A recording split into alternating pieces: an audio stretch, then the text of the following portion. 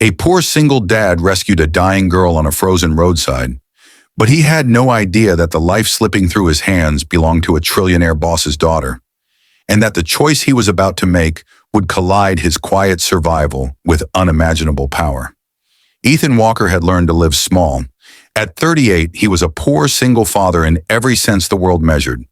Empty wallet, worn boots, grease-stained hands, but rich in the one currency no bill collector could touch: responsibility. He worked late shifts as a city bus mechanic in Detroit, the kind of job that rewarded endurance more than recognition. Every dollar he earned was already spent before it reached his pocket. Rent, utilities, school lunches for his 6-year-old son, Noah. Life had stopped being about dreams the day his wife died. Since then, Ethan moved through the world cautiously, avoiding attention, avoiding risk, avoiding anything that could threaten the fragile balance holding his small family together. He didn't believe in miracles, but he believed in getting home alive. That night, the cold was brutal. Snow crusted the roads in uneven sheets, and the industrial district was nearly empty, lit by flickering streetlights that buzzed like tired insects. Ethan drove his aging sedan carefully, heater blasting, his mind already drifting toward Noah waiting at home with a neighbor. Then he saw it. A black luxury SUV sat crooked on the shoulder of the road, hazard lights blinking weakly through the snowfall. It didn't belong there. Everything about it screamed money: polished paint, tinted windows, custom rims. But it was silent, abandoned, and wrong. Most drivers would have passed without slowing. Ethan almost did too. But something tightened in his chest. He slowed, scanning the area, and that's when he noticed a dark shape near the chain-link fence that bordered the road. At first, he thought it was trash. Then the shape moved. Ethan pulled over. The girl was barely conscious when he reached her. She looked no older than 16, dressed in a designer coat that was completely useless against the cold. Her skin was pale, lips tinged blue, her breathing shallow and uneven. Snow clung to her hair and eyelashes, melting slowly against her skin. She was dying. Ethan didn't think about the consequences. He didn't think about how late it was, or how little money he had, or how dangerous it could be to get involved with a stranger found beside a luxury vehicle. He only thought about the way her chest struggled to rise. He shrugged off his work jacket and wrapped it around her, ignoring the sting of cold biting into his arms. When he lifted her, she weighed almost nothing, her body limp, fragile in his grip. "Stay with me," he murmured, unsure if she could hear him. "Just stay." He flagged down the first truck that passed, his voice sharp with urgency, and together they rushed her to the nearest emergency room. Inside the harsh fluorescent lights, doctors moved fast, nurses shouted orders, and Ethan was pushed aside, then pulled back in when someone asked who he was. "I'm Ethan," he said, breathless. "I found her." That was all. He stayed. While machines beeped steadily and warm air replaced the cold, Ethan sat in a plastic chair beside her bed, refusing to leave. When hospital staff asked for insurance information, he shook his head. When billing representatives appeared, he signed paperwork he didn't fully understand, agreeing to payments he knew he couldn't afford. He stayed anyway. Hours passed, then a day. The girl survived the night. When she finally opened her eyes, confusion clouded her gaze until it settled on Ethan, slumped in the chair beside her, exhaustion carved deep into his face. He straightened instantly, offering water, calling a nurse, speaking gently as if loud words might shatter her. Her name was Claire, she whispered. Claire Whitmore. The name meant nothing to him. She didn't talk much, only that she'd run from the SUV after an argument, that she'd been scared, that everything went dark. Ethan didn't press. He brought her soup when she could eat. He read to her when her voice failed. When she began shaking uncontrollably one night, he placed a small, threadbare blanket over her shoulders, the one Noah insisted he'd take to work for luck. For 2 days, Ethan Walker became her anchor. He never asked who she really was. Never asked why a girl like her was alone in the snow. Never imagined that somewhere far beyond that hospital room, power was mobilizing. Because while Ethan believed he was just a poor single dad who rescued a dying girl, the world was about to discover she was a trillionaire boss's daughter. And when her father arrived, The question wouldn't be how much Ethan wanted, but what he would do when unimaginable power stood in front of him. Who was Ethan Walker to challenge fate? Why did Claire Whitmore run from a life money controlled? And what choice could a poor single dad make that would shock everyone when the trillionaire father finally walked through that door? Ethan Walker sensed the change before anyone said a word. It began subtly. Nurses moving faster, administrators whispering urgently near the station, a sudden tightening of posture among the staff. The calm rhythm of the hospital floor fractured into something sharper, more controlled. Power had entered the building long before it reached the room. Claire noticed it too. She shifted slightly in the bed, her fingers tightening around the edge of the blanket Ethan had given her. Her eyes, still weak but alert now, flicked toward the door as if she already knew what was coming. Then the hallway fell quiet. Not empty, just silent in a way that commanded attention. Two men in dark suits appeared first, Mike scanning the corridor with disciplined precision. Behind them came a hospital administrator, pale and visibly nervous. And then, at the center of it all, Jonathan Whitmore stepped into view. He did not rush. He did not look angry. He looked controlled. Every movement precise, every breath measured. His presence altered the space around him, bending attention inward like gravity. This was not a man accustomed to asking permission. This was a man used to owning outcomes. Jonathan Whitmore, trillionaire boss, global conglomerate CEO, architect of empires, had arrived for his daughter. Claire's breath caught. "Dad," she whispered. Ethan stood instinctively, stepping back to give space, suddenly acutely aware of his grease-stained boots and worn jacket. He expected relief, gratitude, maybe even tears. Yeah, that's what movies taught people to expect in moments like this. But Jonathan's eyes didn't soften when they landed on Claire. They hardened when they landed on Ethan. The air changed. Security stepped closer, not aggressively, but deliberately. A police officer who hadn't been there moments before appeared at the doorway. The administrator cleared his throat, voice unsteady.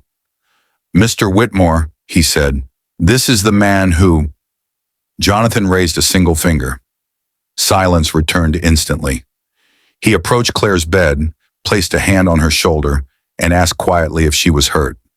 She nodded, then shook her head, torn between honesty and exhaustion. Only when she was settled did he turn fully to Ethan. "What is your relationship to my daughter?" Jonathan asked. His tone was calm, but not kind. Ethan swallowed.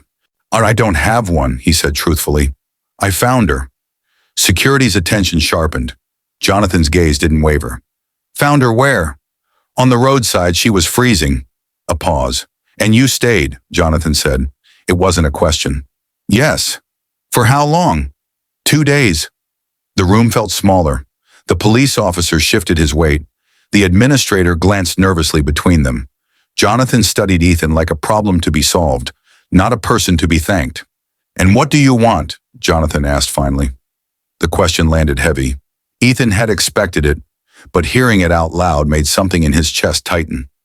In Jonathan Whitmore's world, nothing was free. Every action had a price, every kindness a transaction.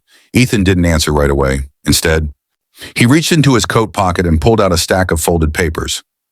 Hospital billing forms, payment agreements, his signature scrawled at the bottom.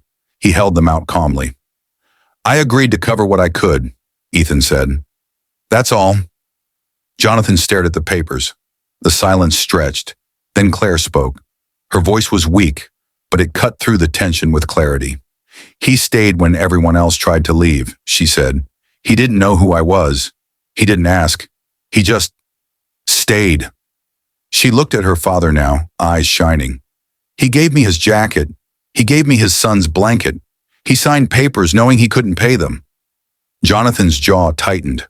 For the first time, something cracked. Jonathan Whitmore had spent decades surrounded by people who claimed loyalty, devotion, and admiration, but all of it came with expectation. Ethan Walker stood in front of him asking for nothing. The contrast was jarring. Jonathan dismissed security with a sharp gesture. He took the papers from Ethan's hand and studied them carefully. The amounts were insignificant to him, numbers he spent before breakfast, but the signatures mattered. "Why?" Jonathan asked quietly. Ethan met his eyes. Because someone had to stop. That answer landed harder than any accusation. Jonathan exhaled slowly. The bill was canceled immediately. The hospital administrator nearly collapsed with relief. The police officer stepped back, tension easing. But Jonathan wasn't finished. "Sit down," he said to Ethan. Not as an order, but not quite a request either. Ethan hesitated, then complied. Jonathan pulled up a chair across from him. "I've spent my life believing money solves problems," Jonathan said evenly. "Tonight, it didn't." Ethan said nothing. Jonathan leaned back, studying him, not as a threat now, but as a phenomenon. "What would you do," Jonathan asked, "if you weren't poor?" The question hung in the air. Ethan didn't answer immediately, because what he would do next, what he chose to do when the trillionaire father arrived, would shock everyone far beyond that hospital room. The room waited for Ethan Walker to ask for something.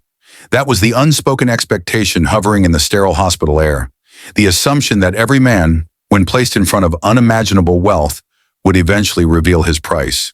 Jonathan Whitmore had seen it countless times. Silence, calculation, then desire disguised as humility. Ethan broke the silence, but not the way anyone expected. "I'd still do the same thing," he said. Jonathan's brow creased slightly. "That wasn't my question." Ethan nodded. "I know, but it's the answer." Claire watched from the bed, her eyes moving between the two men, one who controlled more money than some governments, and the other who had shown up with empty pockets and full responsibility. The contrast was impossible to ignore. Jonathan leaned forward. "You signed debt you can't afford. You missed work. You stayed without knowing who she was. Most people wouldn't." Ethan shrugged lightly. Most people didn't stop. The words landed softly, but they echoed. Jonathan sat back, studying him in silence. Not the practiced silence of negotiation, but the kind that came when assumptions collapsed. This wasn't a man posturing for leverage. This was a man whose moral compass didn't bend toward opportunity. "What do you need?" Jonathan asked again, slower this time. "For your son. For yourself." Ethan glanced briefly toward the window, where the snow continued to fall outside. Then he looked back at Jonathan. "My son needs to see that doing the right thing matters," Ethan said, "even when it costs you." Jonathan's breath hitched, just slightly. "That's it?" he asked. "That's it." The room felt different now. Jonathan Whitmore had spent his life surrounded by brilliance, strategists, executives, visionaries, but none of them had ever said no to him so completely. Ethan Walker wasn't rejecting money out of pride. He was rejecting the idea that goodness needed compensation. Jonathan stood slowly. "Okay, I want to understand you," he said. "Not as a rescuer, as a man." He began investigating Ethan, not through intimidation, but through truth. Quiet inquiries, background checks that revealed no scandals, no hidden ambitions. Just a widower raising a child alone, working honest hours, refusing shortcuts. What Jonathan found unsettled him. Ethan had turned down promotions because they would require longer hours away from his son. He volunteered weekends fixing cars for neighbors who couldn't pay. He had no criminal record, no debts beyond survival, no bitterness toward the world. Weeks later, Jonathan requested another meeting. Not in a boardroom, not in an office, but at the small community center where Ethan volunteered. Claire was there too, standing stronger now, watching proudly. Jonathan addressed a small gathering, city officials, nonprofit leaders, hospital representatives. Cameras rolled, but Jonathan ignored them. "Most foundations begin with money," he said. "This one begins with a choice." He told the story, not naming himself at first, not naming Claire. He spoke of a poor single dad who rescued a dying girl without knowing who she was, of a man who stayed when power was absent, but character was present. Then Jonathan did something no one expected. He stepped aside.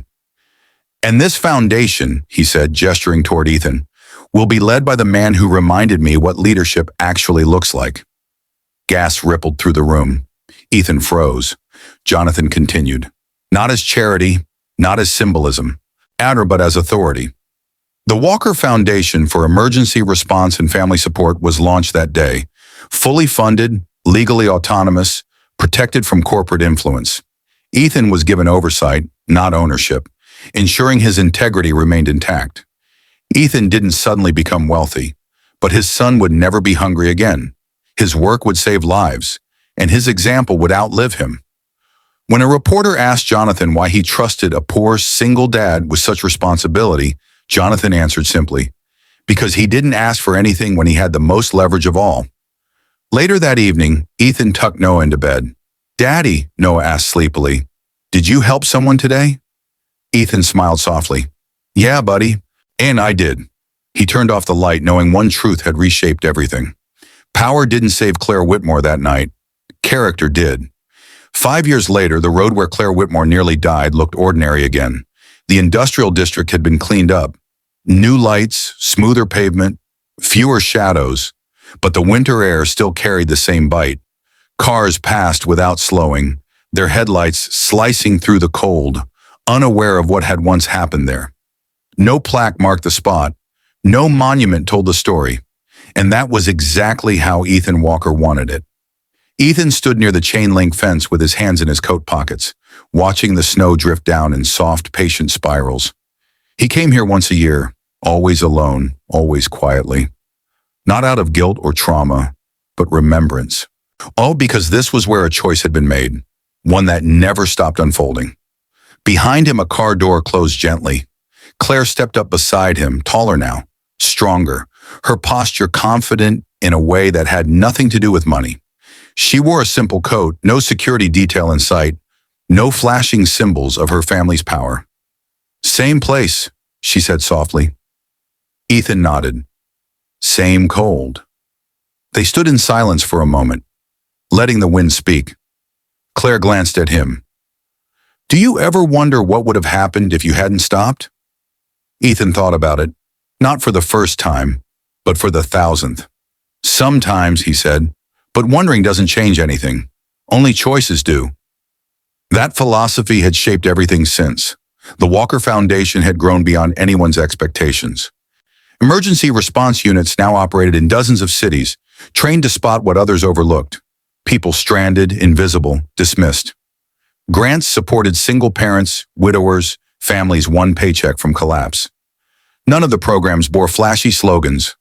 None promised miracles. They promised presence. Ethan never sat behind a desk for long. He preferred visiting sites, shaking hands, listening. He still wore practical shoes, still fixed his own car, still packed Noah's lunches when he could. Noah was 11 now. He stood taller than Ethan remembered being at that age, curious-eyed, thoughtful. He didn't talk much about the foundation at school. When classmates asked if his dad was rich, Noah shrugged and said, "He's busy." That answer felt right. Jonathan Whitmore watched it all from a distance. He had stepped back from daily control of his empire, something no one had predicted. In private interviews, he admitted that power without perspective had nearly cost him his daughter. The markets reacted. Analysts speculated. Jonathan didn't correct them. He funded the foundation but never interfered. He attended events but never spoke over Ethan. And in quiet moments, he watched the man who had shown him a truth wealth had long buried, that not everything of value could be bought. Claire had taken a different path too. She studied emergency medicine, not business. She spent nights in trauma units, learning the weight of seconds, the cost of hesitation. When asked why, she always answered the same way. Someone once stayed when they didn't have to. She never named Ethan publicly. She didn't need to. Back on the roadside, Claire broke the silence again. "You know," she said, "people still talk about that day like it was destiny." Ethan smiled faintly. "Destiny gets too much credit." She laughed softly, then grew serious. "You changed my father. You changed me. You changed a lot of lives." Ethan shook his head. "I didn't change anything. I just didn't walk away." That was the truth of it. The world loved dramatic transformations. Overnight success, sudden wealth, instant justice. But real change moved quietly, like snow settling on a road no one noticed until it altered the way people drove. Ethan Walker never became a symbol. He became a standard. When the sun dipped lower, Claire pulled her coat tighter. "Noah still want to be a firefighter this week?" she asked. Ethan chuckled. "This week, yeah. Last week he wanted to be a chef. Week before that, an astronaut." "Good," she said. means he believes the world is open. They walked back toward their cars. As Ethan drove home later that evening, he passed dozens of people, faces lit by dashboards, minds fixed forward. Somewhere among them were people who would one day face moments like his. Moments that asked nothing but a pause, a decision, a willingness to stop. Ethan hoped they would. Not because it would make them heroes, but because long after money shifted hands and power changed titles, character would still be the force that quietly saved lives, and it always would be.